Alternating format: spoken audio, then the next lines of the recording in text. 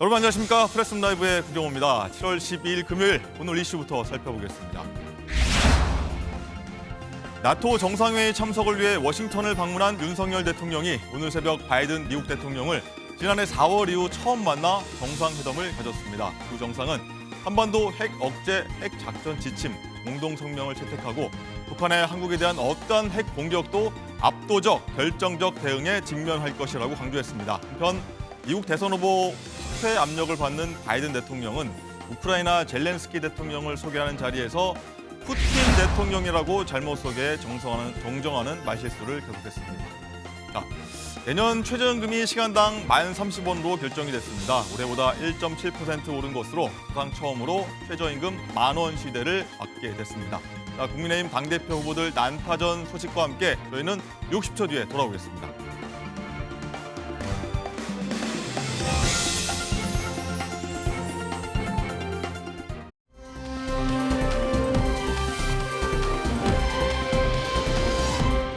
네, 관련해서 강석훈 한국산업은행 회장 모시고 반도체 지원 상황 짚어보도록 하겠습니다. 회장님 안녕하십니까? 네, 안녕하세요. 안녕하십니까? 예, 지금 보니까 반도체 수출 시작으로요. 이 국내 반도체 회사 주가들도 굉장히 오르고 있고요. 뭐 AI 열풍 많이 얘기하지 않습니까? 네네. 반도체가 미래 성장을 확실히 이끌고 있는 것 같습니다. 그러니까 반도체가 이제 영어로 Artificial Intelligence라고 해서 AI인데 예, 다른 의미로는 전 세계가 반도체 그러니까 AI에 올인 한다는 의미의 AI 같기도 합니다. 그러네요. 예, 예. 근데 지금의 인공지능 열풍의 핵심은 컴퓨팅이고 컴퓨팅을 위해서는 반도체가 필수적입니다. 그렇군요.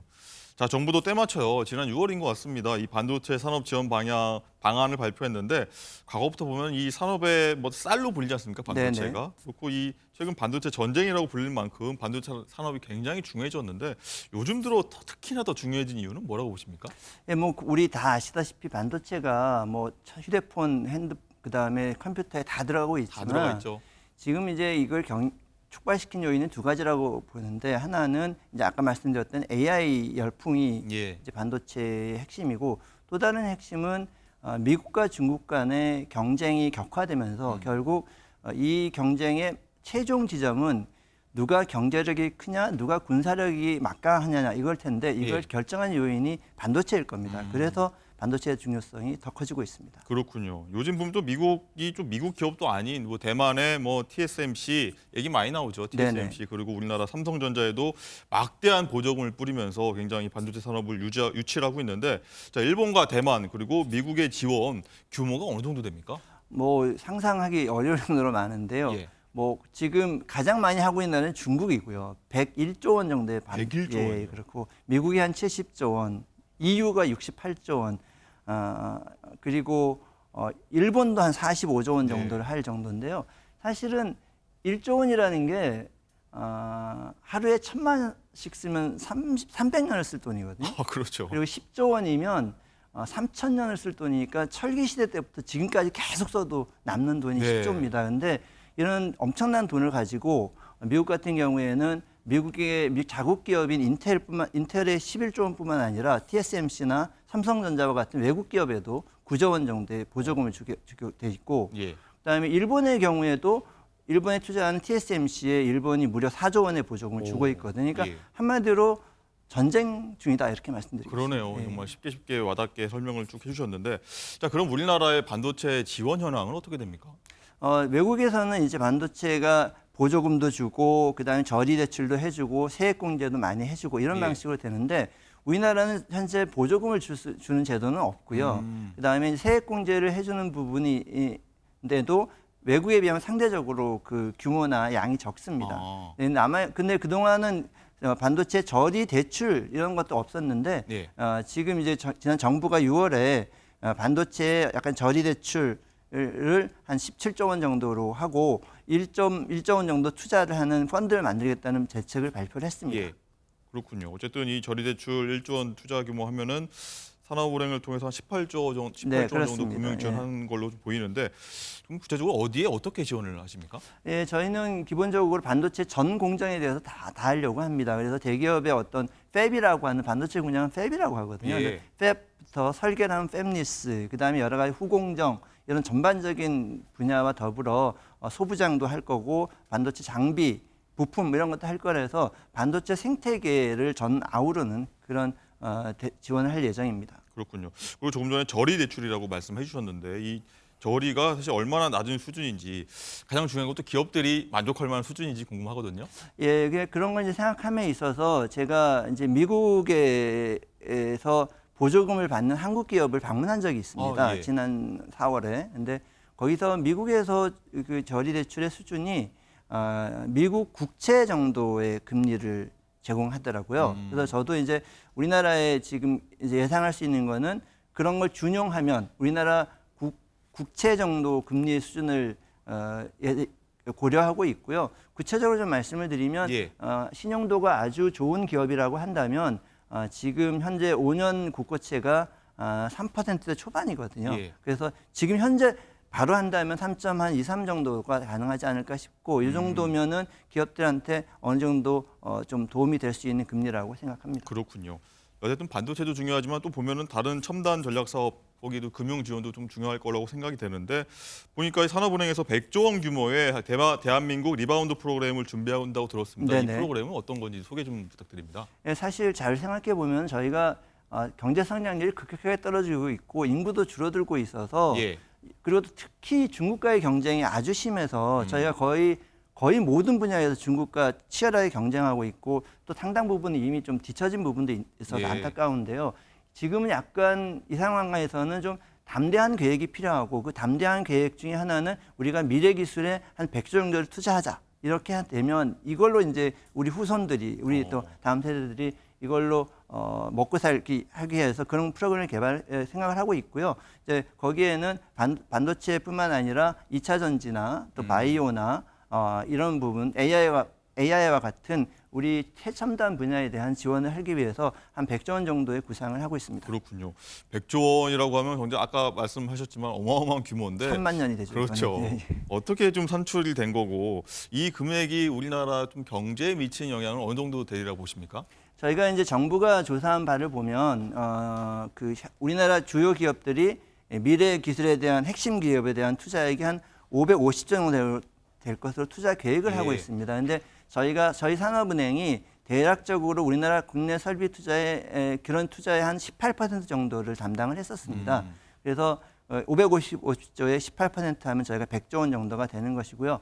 저희가 이제 100조 원을 투자를 한다라고 하면 저희 계산으로는 연간 80조 원의 생산 유발 효과와 34조 원의 GDP 그러니까 부가가치 그다음에 14만 명의 고용이 이제 연간으로 이렇게 나올 것이라고 생각합니다. 그래서 만약에 이 계산을 계속 한다라고 하면 저희가 경제 성장률에 한 1% 포인트 정도 기여할 수 있는 큰 투자라고 생각하고 합니다. 그렇군요. 어쨌든 이 100조 원이라고 하면 굉장히 천만년 얘기를 말씀하셨는데 이 재원 마련은 어떻게 되는 겁니까? 예, 그러니까 저희가 이제 기본적으로 저희가 은행이기 때문에 예. 저희가 자본금을 많이 늘려야 합니다. 그래서 자본금이 늘어난 거에 비례해서 이제 저희가 지원을 많이 할 수가 있는데요. 저희가 지금 생각하는 거는 저희가 100% 국제은행이기 때문에 정부가 저희한테 투자를 해주는 방법이 가장 중요한 방법이고 저희 나름대로 또 열심히 노력을 해서 이익을 많이 만들어서 그걸 또 다시 자본금을 늘리는 이런 방식의 것들을 병행해서 할 예정입니다. 그렇군요. 반도체 사업 그리고 첨단 사업 산업을 통해서 발전이 이뤘으면 좋겠습니다. 열심히 하겠습니다. 네, 회장님 여기까지 말씀 듣겠습니다. 고맙습니다. 감사합니다.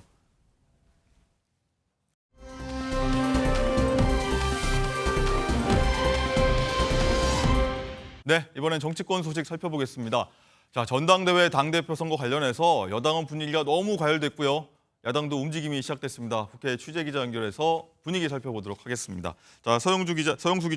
자, 어제 국민의힘 MBN 2차 토론에 보면은 후보 간의 자의 수준이다. 진흙탕 싸움을 넘어서 선을 넘었다 이런 평가가 나오는데 당 선관위가 제재에 들어간다고요? 네, 국민의힘 당대표 후보 4명은 어제 MBN에서 열린 두 번째 방송 토론회에서 치열하게 격돌했는데요.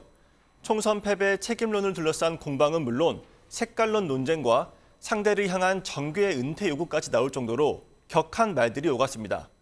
이 비방전이 격화하면서 당 분열만 키운다는 우려가 커지자 결국 당 선거관리위원회가 첫 공식 제재에 나섰습니다. 국민의힘 선관위는 어제 2차 방송 토론회가 끝난 뒤 원희룡 후보와 한동훈 후보 캠프에 대해 주의 및 시정 명령을 의결했습니다.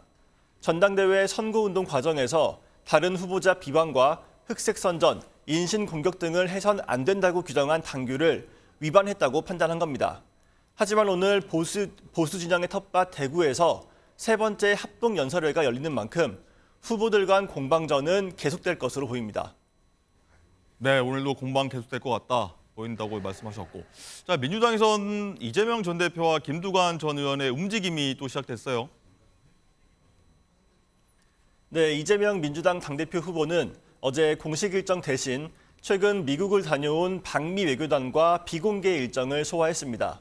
이 후보는 이 자리에서 남북문제 해법과 한미 협력 방안 등 주요 외교 현안에 대한 의견을 경청한 것으로 전해졌는데요. 이 후보 측은 앞으로도 다양한 분야의 좋은 그룹과 만남을 이어가겠다는 계획인데 전당대회 기간 동안 미래의 비전을 알리는 데 주력하는 것으로 보입니다. 김두관 후보는 그제 봉하마을에 이어 어제는 양산 평산마을을 찾아 문재인 전 대통령을 만났습니다. 김 후보는 문 전 대통령이 이재명 후보와 경쟁을 통해서 민주당의 역동성을 살려주면 좋겠다는 당부를 했다고 전했는데요. 친노, 친문 행보를 통해 민주당의 적자임을 부각하며 이재명 후보 중심의 민주당 일극 체제에 견제 나섰다는 평가입니다. 지금까지 국회에서 MBN 뉴스 서영수입니다.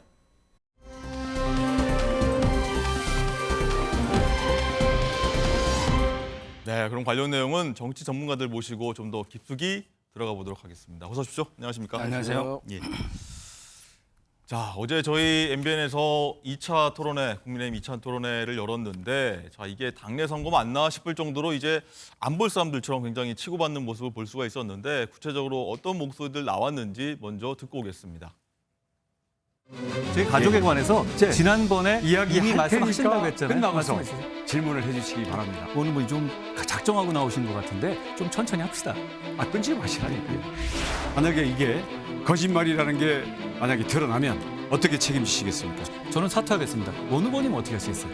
저도 책임지겠습니다. 어떻게 책임지시겠어요? 저도 그에 상응한 모든 책임. 어떻게 상응하는 자, 책임 말고요. 사퇴. 제주도권 공천 관계에서의 서류, 그 인적인 사항들, 되게 재밌으시네요. 그때 관계자들의 어떤 그러면 비대위원장, 원희룡 후보는 당장 비대위원장, 내놓을 수 있는 잠깐요. 자료가 제 질문입니다. 없다는 얘기죠. 자, 그렇죠? 제 질문입니다. 저는 그냥 의혹을 뇌피셜 제기하고 거예요. 그렇죠? 저는 자료를 갖고 있고 저는 뭐가 있는 줄 대신 알았어요. 오히려 김의겸 씨는 녹음이라도 틀었어요. 저는 원희룡 후보가 김의겸 후보보다 더 못한 것 같아요. 그냥 던져놓고 다음 넘어가고.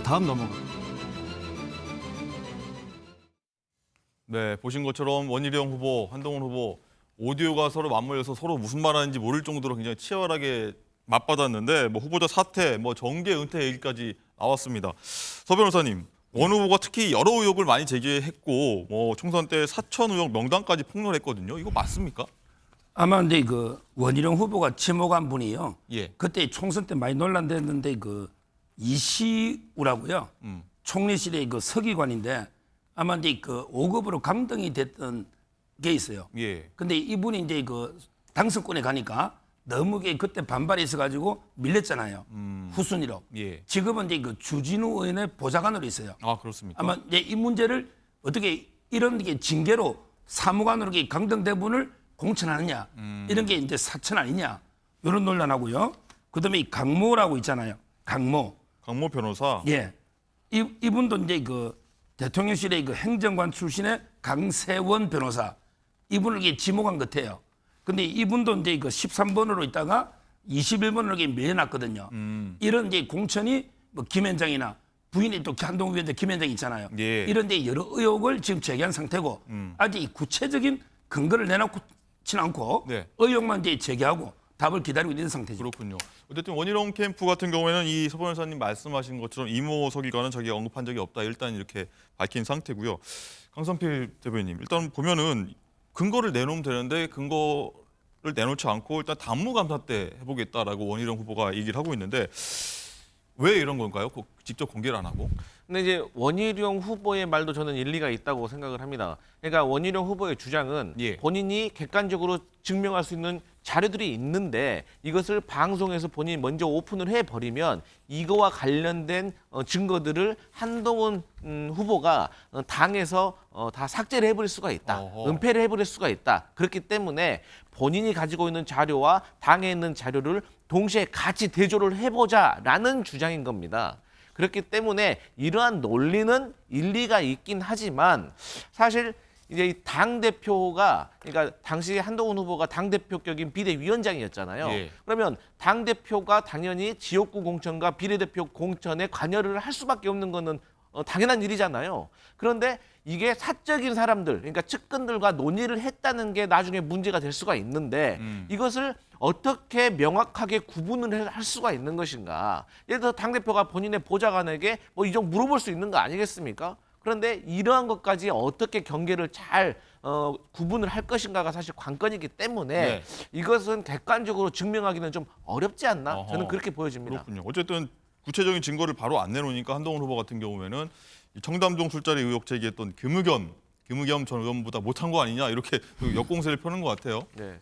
그러니까 사실 이러한 내용들은요 오물을 뿌린다는 이런 너무 자극적인 말이잖아요. 그러니까 한동훈 후보의 어떤 대응이었죠. 그렇죠. 그러니까 당 전당대회가 끝나면 어쨌든 같이 손을 잡고 같이 당 운영에 협동을 해야 되는데 이런 정도의 말이 오가면 이거 볼 수 있겠습니까? 그래서 심리적 분당 사태라는 말이 나오고 있다. 이런 말씀 드리겠습니다. 그렇군요.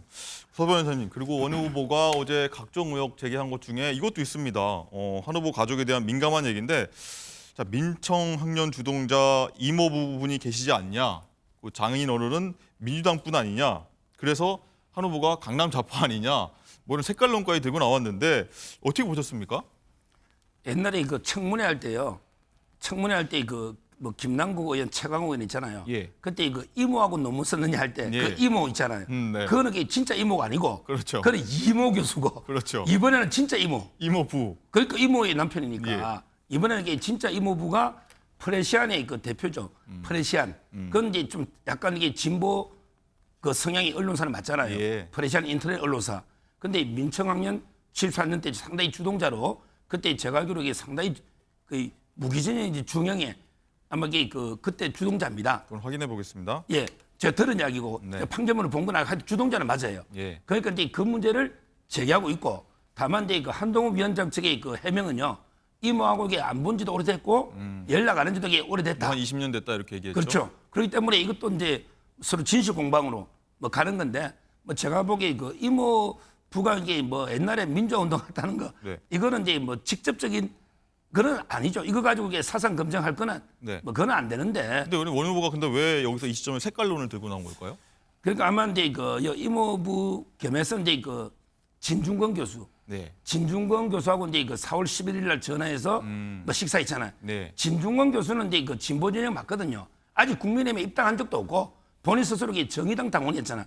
그러니까 진중권, 그다음에 이제 비대위원 했던 김경률, 예. 그리고 이제 그 이모부, 그다음에 그 민주당 공천 신청했던 장인어른 있잖아요. 우리 옛날 조폐공사 파업유도 사건 예. 이런 걸 이렇게 묶어서 아마 이게 강남 좌파식으로 공격하려고 이모부 이야기를 꺼낸 것 같아요. 근데 그 언급하신 두 분은 사실 이제 보수 진영 쪽 스피커로 많이 활동하는 것 같긴 하거든요. 지금 현재로서는. 진중권 아니죠. 아닙니까? 이번은 이제 김경률은 이제 비대위원다고 했지만 예. 진중권 교수는 이제 그 조국 사태 때 좀 이게 그 도왔죠. 근데 그 한동훈 위원장 편은 좀 들고요. 예. 과거에 이제 윤석열 전 편은 든 적이 있는데 뭐 보수 진영으로 이게 넘어왔다고 보기는 어렵고 소신은 이제 그 진보 좌파가 맞아요.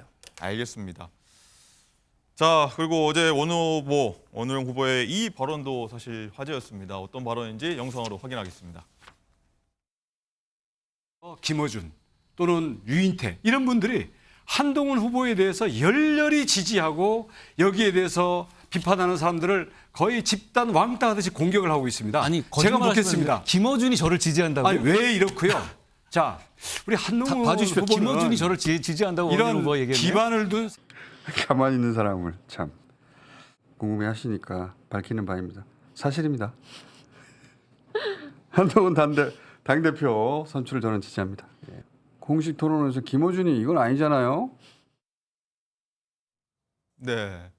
김어준 씨 얘기가 나왔는데 김어준 씨가 오늘 아침에 또 저렇게 반응을 보였습니다. 뭐 돌려서 아니다라고 얘기한 것 같긴 한데 강선필 대변인 어떻게 보십니까? 갑자기 김어준 씨가 한동훈 후보를 지지한다? 이거 왜입니까? 저도 이 말 듣고 이게 무슨 말인가 해서 찾아봤어요. 예. 그러니까 과거에 어떤 여론조사 분석을 이렇게 하면서 한동훈 후보가 국민의힘의 당대표 그리고 나아가서 대선 후보가 되어야지 민주당에게 유리하다. 그 이후로 한동훈 후보 총선 때 보니까 뭐 2조 심판론, 뭐 서울시 김포 편입 뭐 이런 얘기하는 거 보니까 실력 없더라. 이렇게 이제 비꼬는 거고요. 아, 예. 저는 이제 원희룡 후보가 어제 이제 뭐 이모부, 그러니까 한동훈 후보의 이모부 얘기하면서 색깔론을 펼칠 때 이 생각이 나더라고요. 한 뭐 벌써 10년 전 된 것 같은데 8다리만 거치면 알라스카에 있는 마이크로라고도 친구가 될 수 있다.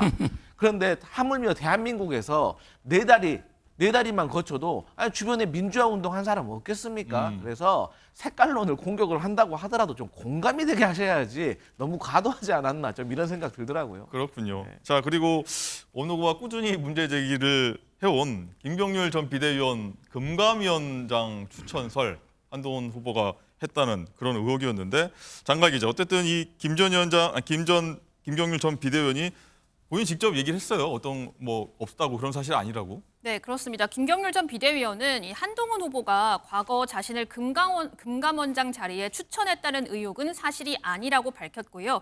김 전 비대위원은 금감원장 자리를 검토했던 건 오히려 대통령실이었던 것으로 알고 대통령실이다. 있다면서 비슷한 시기 인사검증 자료도 제출했다고 했습니다. 그러니까 지난해 용산 대통령실 고위 인사로부터 직접 인사검증 자료를 제출해달라는 요청을 받았다고 했습니다. 그렇군요. 자, 서 변호사님, 이렇게 되면은 어떻게 보면 원희룡 후보가 잘못 알고 얘기한 거다라고 봐야 되는 겁니까?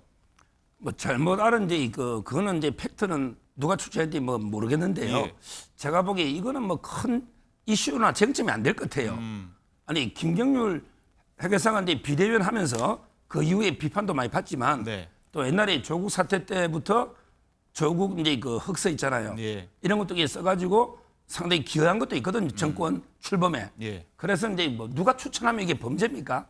이건 아닌 것 같아요. 뭐 한동훈 위원장이 추천했으면 어떻고 또 이게 안 했으면 어떻습니까? 이걸 가지고 이게 뭐 정계 은퇴하라 마라 이거는 쓸데없는 게 제가 보기 이슈다. 저는 그래 봅니다. 너무 나갔다. 예, 아무 그렇군요. 의미 없는 이슈라 봐요. 뭐 너무 한동훈 후보 입장에서는 억울하니까 그런 말 아닌데 그래 정계 은퇴 카드까지 꺼낸 거 아닌가 싶기도 한데 어쨌든요, 이 강성필 대변인 네. 후보들의 어떤 이런 공방이 너무 격하다 보니까 선 넘었다, 뭐 진흙탕 싸움 이상이다라는 평가가 나오고 있는데 집안 싸움이요 거의 자폭 수준 같다 이런 얘기까지 반응이 나옵니다.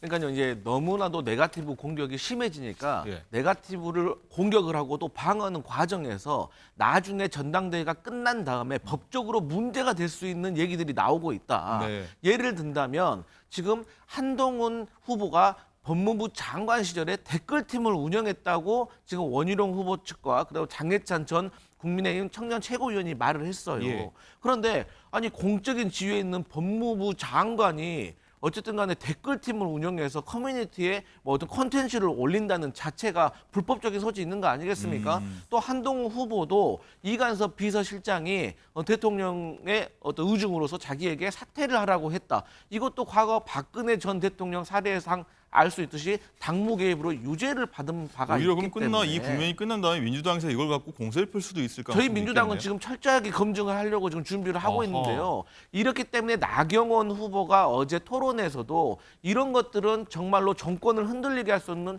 위험한 일이다. 자제해라라고 하니까 한동훈 후보가 오히려 그러면 그렇게 생각하지 않으신가요? 그게 문제되는 거 아닌가요? 이렇게 되물어보더라고요. 그래서 이 네거티브의 수준이 너무 도를 넘었구나. 그래서 어제 토론회의 총평을 따지면 공동 1등 나경원, 윤상현, 꼴등은 한동훈, 3등은 원희룡.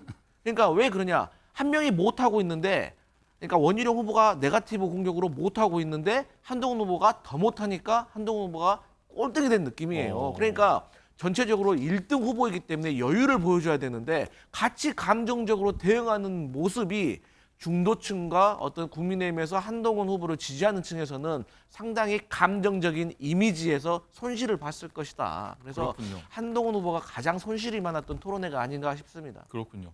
서 변호사님 생각은 어떠십니까? 1, 2, 3등을 매겨주셨는데 가장 손실, 가장 이득 본 후보들. 뭐 지금 이제 뭐 순위를 매기는 건 의미가 없는데 예. 조금 이게 그 자행위적인 측면이 있어요.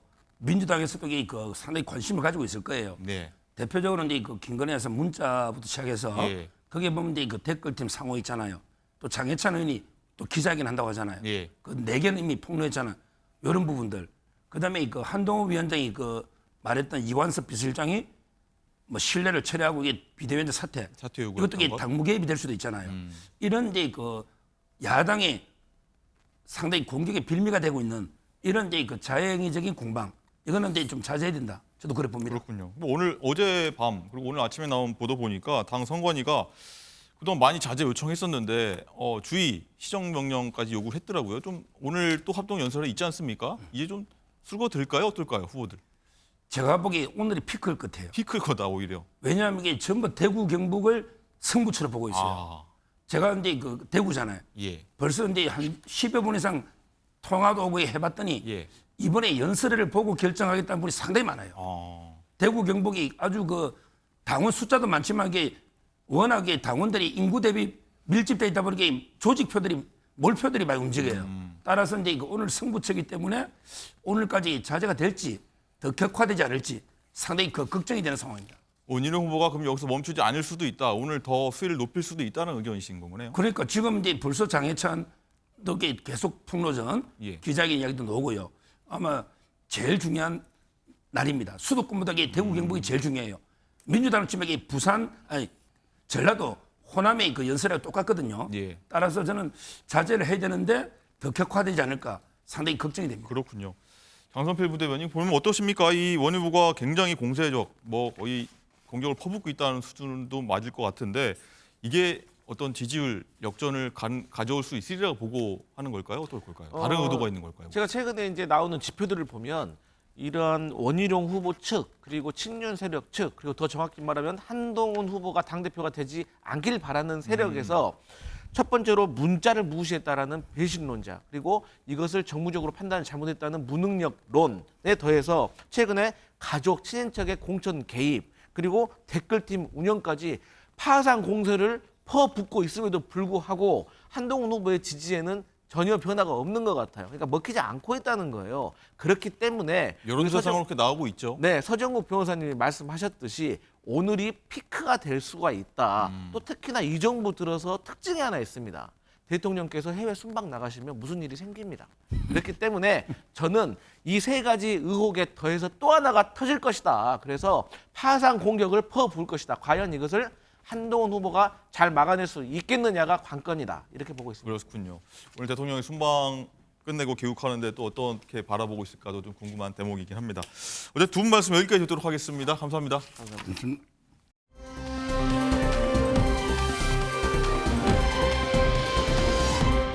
자, 지금부터는 사건 전문가와 자세히 살펴보도록 하겠습니다. 안녕하십니까? 어서 오십시오. 안녕하세요. 자, 첫 번째 사건은요. 기억하실 겁니다. 재벌 3세를 사칭해서 펜싱 선수 남현희 씨와 약혼까지 해서 투자 사기를 벌인 혐의로 재판을 받고 있는 전청조 씨 얘기입니다. 장가 기자, 오랜만에 듣는 이름인데 어제 전 씨 결심 공판이 있었다고요? 네, 그렇습니다. 결심 공판이 있었는데요. 네. 어제 이 전청조 씨가 자신이 이 유년 시절이 온전치 못한 가정 환경으로 긴 시간 상처를 받으면서도 이 잘못된 상처를 누구에게도 한번 말해보지 못했는데 진정 부끄러운 건 유년 시절이 아니라 지금 저의 모습이다라고 언급을 했습니다. 네. 사실 전청조 씨가 1심에서 징역 12년을 받았거든요. 그런데 어제 검찰이 징역 15년을 구형을 했습니다. 높였군요. 이를 듣자마자 전청조 씨가 사실 깊게 한숨을 쉬었다고 하는데요. 그러면서 이렇게 언급을 한 겁니다. 또 전청조 씨는 자신이 사랑이 좀 결핍이 됐던 탓에 사랑을 잘 알지 못했는지 사랑을 받기 위해서 무엇이든지 해야 했었다면서 저 하나 사랑받겠다고 피해자를 기망해서 금전적인 피해를 끼치고 피해금을 사용했다고 언급을 갑자기 했습니다. 사랑 타령이네요. 네, 그렇습니다. 자, 사랑받고 싶었다는 전청조 씨. 모든 거짓말이 드러난 후에 이 전청조 씨를 피해서 어머니 집에 있던 남현희 씨를 찾아갔다가 경찰에 체포됐었던 그 영상이 지금 있거든요. 한번 보시죠. 나 진짜 다시 나는 게 안 보여.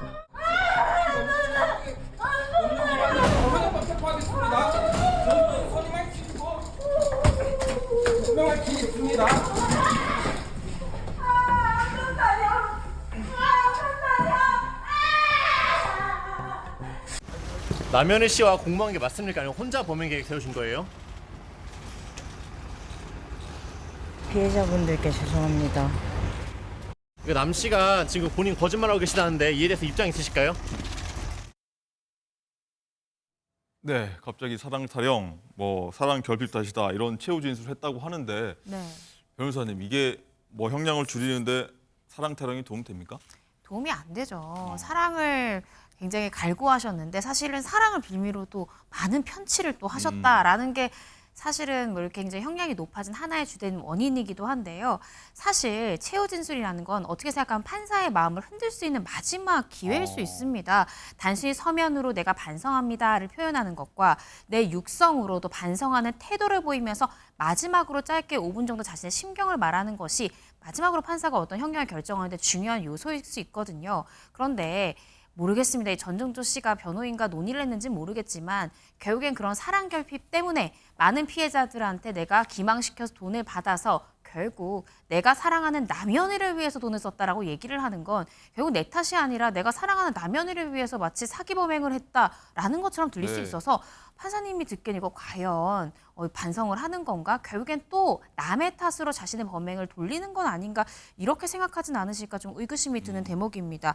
또 이 변호사 같은 경우에도 이거는 어떤 선고, 권고, 형량을 훨씬 더 벗어났기 때문에 어떤 사회적 이목을 끄는 사건이었기 때문에 좀 우리가 부당하게 너무 많은 형량을 받은 것 같습니다라는 이야기도 하지 않았습니까? 근데 이 부분에 대해서 뭐 일견 맞는 부분도 있는 게요. 사실은 지금 뭐 현재 받고 있는 혐의 자체가 30억 원을 편취한 혐의를 받고 있는데 대법원 양형기준위원회에서 얘기한 양형기준을 보면 이 피해액이 5억 원 이상, 이 50억 원 미만 같은 경우에 가중 구간의 형량을 적용한다 하더라도 이 권고된 형량이 징역 4년에서 7년 구간입니다. 그러니까 근데 1심에서 징역 12년을 받았기 때문에 이 권고 형량이 훨씬 일탈한 형량은 맞죠. 그렇지만 과중한 형량은 맞는 거네요. 과중한 형량은 맞죠. 그렇지만 사실 그간에 정말 많은 이력들이 있었고 또 지금까지 보이는 태도가 진정한 반성으로 재판부가 보지 않아서 형량이 좀 높게 나온 것 같고요. 그럼에도 불구하고 검찰에서는 2심에서 징역 15년을 선고해달라라고 구형을 한 바 있습니다. 어쨌든 이렇게 좀 과중하게 나왔다는 거는 그동안 본인이 거짓말했던 부분, 뭐 언론의 부정적 시각 그리고 사회적 관심이 또 악영향으로 좀 안 좋게 봤던 것들도 좀 반영이 됐다고 봐야 되는 겁니까? 반영이 됐겠죠. 그리고 본인의 어떤 범행을 인정하기보다는 언론에 나와서 어쨌든 자신의 감정을 호소하고 끝까지 자신도 어떤 피해자인 것처럼 했던 부분들이 형량에 있어서 본인에게 불리하게 영향을 끼친 부분도 있었을 거고요. 그럼에도 불구하고 최후 진술에서도 계속해서 이런 모습을 보여주는 게 과연 재판부에게 본인의 유리한 입지를 가져갈 수 있는 것인가라는 의문이 들기도 하고요. 변호사로서는 어쨌든 1심에서 형량 자체가 너무 높기 때문에 형량을 좀 감해달라라고 주장을 해야 되기 때문에 이런 부분을 언급한 것이 아닐까 싶습니다. 그렇군요. 근데 검찰에서도 근데 항소한 만큼 2심에서도 형량이 더 높아질 수 있어서요. 선고기일이 9월에 예정돼 있습니다. 2심 선고 형량을 좀 지켜봐야 될 것 같습니다. 더 높아질 수 있다. 알겠습니다. 그리고 장가 기자, 이 전청조 씨의 경호팀장 그때 한참 얘기가 많이 나왔었는데 같이 구속이 됐는데 이모 씨입니다. 이모 씨. 오늘 이모가 굉장히 많이 나오는데 이모 씨도 7년형을 구형받았다더라고요. 그렇습니다. 1심에서는 1년 6개월을 선고를 받았거든요. 그런데 어제 결심 공판에서 검찰이 7년을 구형을 했습니다. 왜냐하면 단순 방조범이 아니라 공동정범에 해당한다고 본 겁니다. 어제 이 경호실장 이 씨는 자신은 전청조 씨에게 속았을 뿐이라고 언급을 했고요. 또 이 씨 측 변호인은 이 씨는 초범이고 해당 사건 범죄 수익이 전혀 없다. 또 성실하게 수감 생활을 하면서 자신의 무지와 어리석음을 탓하면서 뉘우치고 있으니까 좀 고려해달라라고 언급을 했습니다. 예, 그렇군요. 자, 변호사님, 그리고 이 전청조가 또 다른 혐의도 있지 않습니까? 명예훼손도 있고 남현희 씨 조카를 좀 폭행한 혐의로도 재판받고 있지 않습니까? 이 앞으로 재판들 많이 있는데 어떻게 전개되는 겁니까? 맞습니다. 지금 설명해드린 항소심 재판도 있고요. 말씀 주신 대로 남현희 씨의 조카를 아동학대한 아동학대 사건으로도 1심 재판을 받고 있습니다. 그런데요, 이 7월 3일에 서울 동부지검에서 또 이 전정호 씨를 추가 기소를 했습니다. 뭡니까? 사기 혐의인데요. 사기. 사랑 타령을 하시지 않으셨습니까? 근데 알고 보니까 이 전정호 씨가 자신이 여성 승마 선수인 행세를 하면서 이 데이트 앱을 통해서 만난 남성 4명에게 나 대회 참가비가 필요하다, 뭐가 필요하다라고 연인, 어떤 교제나 결혼을 빌미로 해서 무려 2억 3천만 원 이상을 이제 편취한 혐의뿐만 아니라 비상장 주식 투자금 명목으로 3명한테 1억 원이 넘는 금액을 편취한 혐의해서 총 3억 5천만 원 가량을 편취한 혐의로 지난 7월 3일 추가 기소되기도 해서요. 총 3개의 재판을 현재 받게 된 그런 상황입니다.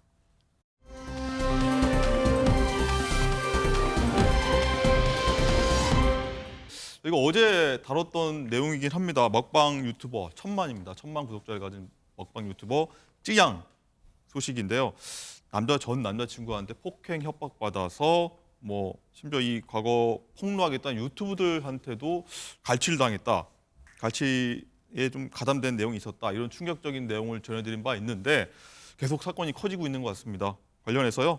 이 충격적인 폭행 장면 목소리가 담긴 영상을 저희가 준비했는데 좀 과격합니다. 한번 듣고 오시죠.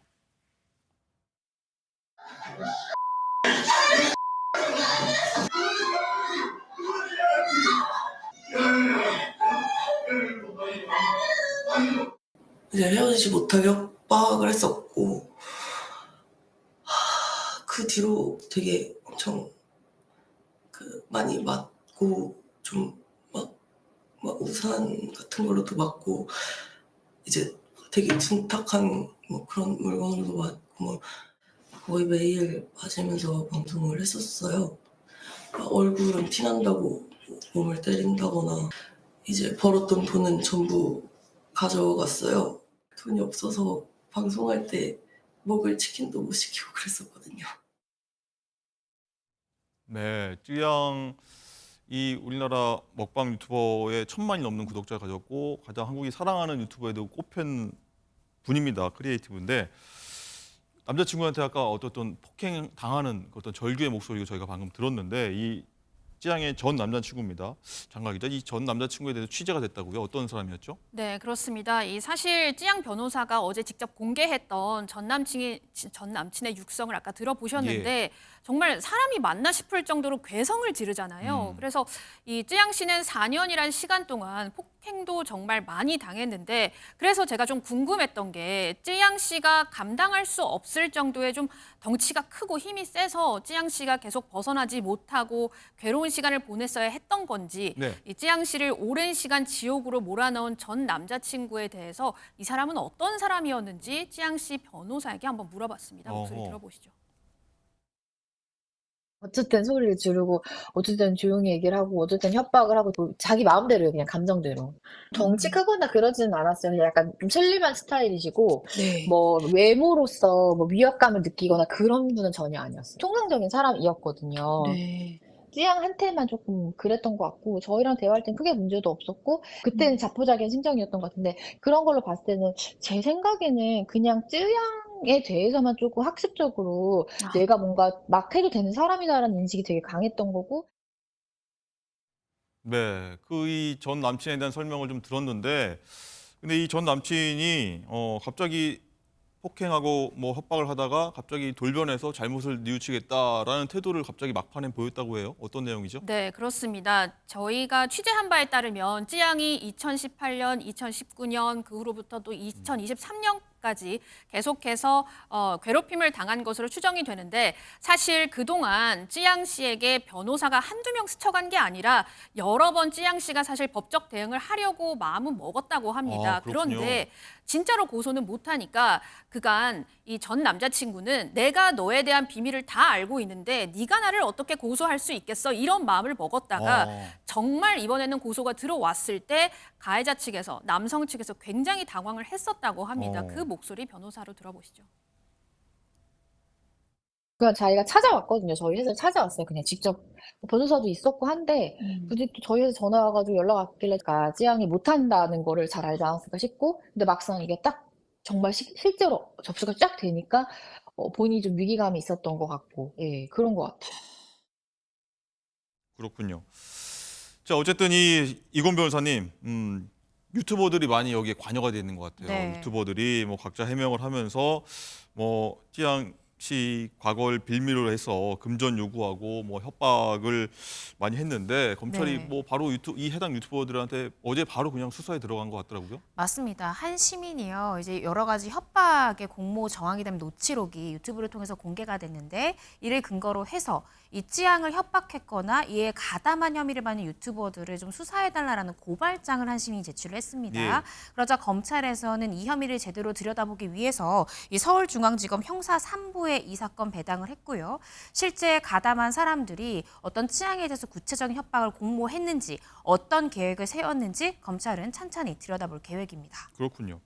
이렇게 좀 발빠르게 수사 들어간 건 굉장히 좀 이례적인 거 아닙니까? 그렇죠. 지금 사회적 관심도가 굉장히 높기도 하고요. 예. 사실 요즘 고소고발 사건은 검찰이 받더라도 이제 경찰로 이 수사 지휘를 내리는, 그러니까 보안사를 내리는 경우들이 굉장히 많은데 검찰에서 직접 의지를 갖고 수사를 한다. 철저히 한번 들여다보겠다라는 검찰의 의지로 해석이 됩니다. 그렇군요. 어쨌든 이 찌양 씨를 좀 뭐 협박을 가해서 금품을 좀 갈취했던 분들 유튜버들이 좀 있는데 뭐 의심되는 상황이긴 합니다. 네. 실제로 뭐 그렇게 된 부분도 있고 이분들이 레카 연합이라고 부르더라고요. 레카 연합이라고 하는데 사실 이분들이 근데 정의란 이름으로 어떤 일들을 많이 벌여왔던 분들로 알고 있는데 그랬던 보다 또 다른 모습을 보여서 파장이 좀 큰 것 같습니다. 그렇습니다. 사실 뉴스에 많이 보도되던 이 사적 제재인가 이것이 정당한 어떤 처분이냐를 두고 사실 많은 사건들을 실제 다루기도 했던 유명 유튜버들이잖아요. 지금 예. 레카 연합이라고 불리는 분들이. 근데 이분들이 사실은 그 뒤에서는 마치 겉으로는 정의를 추구하는 척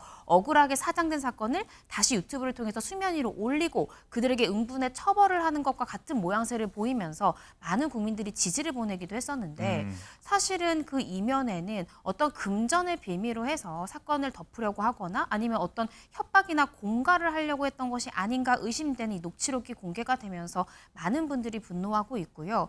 사실은 어제 그 레카 연합에서 어떤 조언을 한 것으로 지금 알려지고 있던 한 유튜버가 예. 내가 두 아들을 걸고 맹세하는데 나 어떠한 부정한 돈 뒤로 받은 적이 없다라는 강경한 입장을 또 밝히기도 했거든요. 그럼에도 불구하고 여론은 계속해서 좀 차갑게 싣고 있고요. 이 부분이 사실일지 여부는 이 레카 연합이라고 불리는 유튜버가 정말 검찰 수사에 적극적으로 임함으로 인해서 만약에 이것이 어떤 오해이고 실제로 어떤 공모한 것이 아니라고 하면 철저히 본인의 입장을 검찰 수사에서 밝혀야 된다고 생각이 듭니다. 그렇군요. 저 화면에 계속 나오고 있지만 자 협박 당하면서 저렇게 먹을 수밖에 없었던 이유가 좀 안타깝다라는 얘기도 나오고 있습니다. 어쨌든요, 이 변호사님, 장갈 기자, 이 유튜버들이 사실 찌양은 이런 걸 공개되기 싫어했는데 결국 뭐 눈물의 어떤 고백을 할 수밖에 없었던 이유가 이 유튜버들 때문이라고 했죠. 그렇습니다. 제가 아까 이 찌양 측의 법률 대리인과 통화한 거를 좀 말씀을 드리자면 찌양은 이 가해 남성에게도 돈을 받거나 뭐 합의금을 받거나 이러고 싶었던 것도 아니고 그냥 다시는 안 보게 해달라 이게 바로 요청 사항이었다고 합니다. 또 찌양은 자신이 좀 더 열심히 일해서 회사 식구들을 찌양이 책임지고 자신이 조금 더 고생하면 된다 이런 마인드여서 그렇기 때문에 자신의 민감한 부분들이 공개가 되거나 또 전 남자친구에게 피해 보상을 받는 것조차 관심이 없다고 이 변호사 측에서 얘기를 해줬고요. 그러니까 이 과거 생활이 알려지게 되면 찌양은 이 자신의 주변인들이 다치거나 하는 거에 더 괴로움을 느꼈던 것 같습니다. 그런데 엊그제 한 유튜브 방송에서 이 찌양의 과거 숨기고 싶었던 일들을 아니까 이걸 빌미로 돈을 좀 받아내보자라고 하는 일부 유튜버들의 통화 내용이 공개가 되면서 이게 만천하에 공개가 됐고 또 찌양이 이에 대해서 방송을 하면서 자세한 얘기들이 쭉 흘러나오게 된 건데요. 찌양의 목소리 한번 들어보겠습니다. 본인 주변 사람들과 이제 유튜버들에게 제 과거에 대해서 막 없던 그런 얘기까지 막 만들어내면서 이제 막 제보나 막 엄청 과장된 사실들을 막 얘기를 하고 다녀가지고 제가 고소를 진행을 했습니다.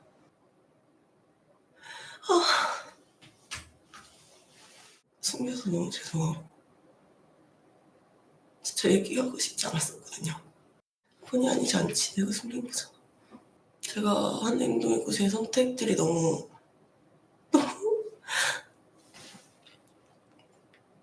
후회스러워서 네, 자 그런데 이 찌양의 비밀을 폭로를 안 할 테니까 좀 소속사에게 돈을 달라라고 해서 5천만 원 이상을 받았던 한 유튜버 구재혁이라는 사람은 이 일이 커지자 자신은 찌양을 지켜주려고 노력했던 거고 부끄러운 돈은 받지 않았다라고 어제 해명을 했거든요. 예. 자, 그래서 유튜버 구재혁이 찌양의 과거를 꼬투리 삼아서 금품을 얻었고 또 소속사하고 비밀 뭐 유지 합의서 이런 것도 썼던 게 전화 녹취에 다 나와 있어요. 예. 그래서 저는 이제 찌양 씨 측에서 이 구재혁을 좀 고소할 가능성은 없는 건지 한번 물어봤는데 이 소속사 측과 비밀 유지 합의서를 쓰자 이런 등등의 대화가 오갔고 또 아마 어떤 문서를 작성해서 합의를 했던 것으로 보이기 때문에 이것만 놓고 보면 찌양 씨 측에서 이 구재혁에게 고소를 하는 거는 좀 어려워 보이지만 가능성이 없진 않다고 했거든요. 그 목소리 들어보시죠. 이제 전화를 한 번 했을 것 같지 않고 그 과정에 만약에 그렇다면 되게 여러 번의 거래가 있었을 것 같은데 그런 내용을 전반적으로 다 종합을 해야지 그 부분은 조금 변수가 있을 것 같아요. 네, 지금 언급된 이 유튜버 말고 그러면 장가 기자 또 다른 유튜버들 협박한 그런 사실은 없습니까? 그렇지는 않았다고 합니다. 다만 내가 찌양에 대해서 이런 과거 정보들을 알고 있는데 이거 소속사가 좀 얘기 좀 해주세요라는 전화는 굉장히 많이 받았다고 합니다. 그렇다고 해서 구재혁처럼 뭐 직접적으로 돈을 주세요라거나 한 사례는 이번 유튜버 말고는 없는 것으로 파악이 되고 있습니다. 그렇군요. 예. 뭐 가장 걱정이 되는 건 찌양 상태 아니겠습니까? 어떻습니까? 네, 지금 굉장히 많이 힘들어한다고 합니다. 핸드폰도 보지 않는 상태고 그러겠죠. 또 심리적으로 육체적으로 많이 지쳐 있는 상태라서 지금 변호사 측에서 또 소속사 측에서는 일단은 좀 상태가 호전될 때까지는 조금 지켜보자라고 하는 상황입니다. 그렇군요. 자, 이건 변호사님 어떻게 보면은 이 교제 폭력, 데이트 폭력 요새 많이 나오지 않습니까? 이것도 네. 이런 사례인 것 같습니다. 심각한 것 같아요. 맞습니다. 찌양 사례가 뭐 대표적이겠지만 사실은 얼마 전에도 하남 교제 살인 사건도 있었죠. 3주밖에 교제하지 않았던 남자친구가 헤어지겠다고 얘기하자 이제 여자친구를 불러내서 끔찍하게 살해했던 그런 사건도 있었습니다.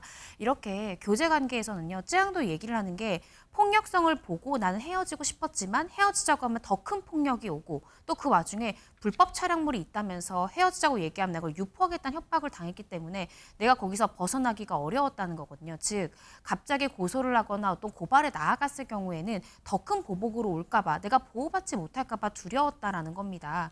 그래서 이 교제 폭력 또 교제 살인 사건 어제 오늘 일이 아닙니다. 이 사건에서 가장 중요한 거는 피해자에게 2차 가해가 오지 않도록 우리 법망이 좀 더 촘촘해져야 된다는 겁니다.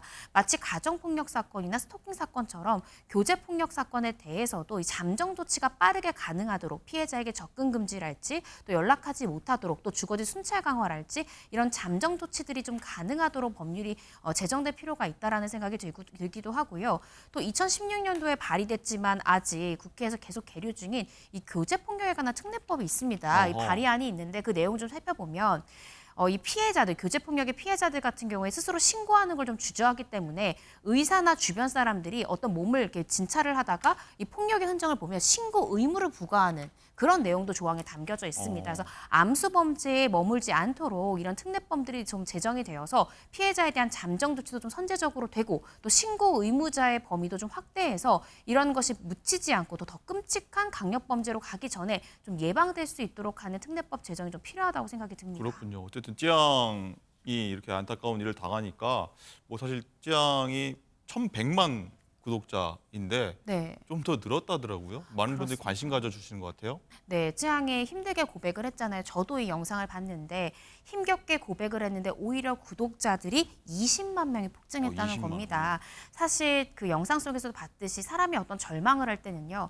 나를 더 이상 지지해줄 사람이 없다라는 생각이 들 때 또 더 이상 희망이 없을 사람은 절망하게 됩니다. 근데 그 영상 댓글을 한번 찌양이 꼭 봤으면 좋겠는 게 얼마나 많은 사람들이 찌양을 지지하고 사랑의 댓글을 보내는지 보시면 절망 속에서 좀 벗어날 수 있지 않으실까. 또 다시 한 번 더 새로운 삶을 살게 될 용기를 얻지 않을까 생각이 듭니다. 그렇군요. 개인적으로 보셨습니까? 어떻게 댓글로 다시고 보셨습니까? 어떻습니까? 댓글을 달진 않았는데요. 찌양이 힘겹게 얘기하는 목소리도 들었고 또 찌양의 법률 대리인이 증거를 제시하는 것도 봤고요. 그 남자친구와의 그 녹음 파일도 모두 들었습니다. 그 눈빛에서 뭔가 희망이 없다라고 찌양이 느끼는 건 아닐까 하고 저도 굉장히 안타까운 마음이 들었습니다.